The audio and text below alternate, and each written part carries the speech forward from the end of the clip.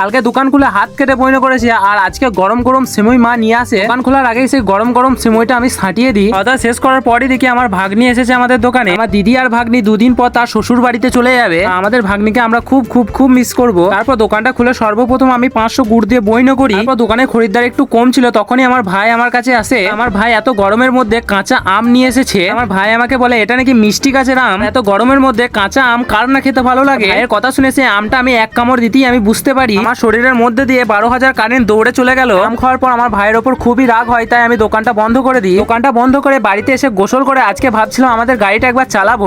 তোমরা ভাববে যে আমি গাড়ি চালানো কোথা থেকে শিখলাম। এর আগে তো আমাদের কোনো গাড়িই ছিল না, আমি শিখবো কোথা থেকে? আমাদের মাথায় এরকমই কোশ্চেন আসছে। আসলে আমার আব্বু আমাকে গাড়ি চালানো শিখিয়ে দিয়েছে, আর মাঝে মাঝে গাড়িটা বের করে আমি প্র্যাকটিস করি। সকালে মা আমাকে রাশিয়ান দুধের চা দেয়নি, আজকে বৈকাল দিক করে আমি আর বন্ধু চলে আসে আমাদের মোড়ের মাথায়। আমি আর বন্ধু 1 কাপ করে রাশিয়ান দুধের চা নিয়ে রাশিয়ান দুধের চা সাথে তোমরা ভিডিওটা ঝটপট লাইক করো।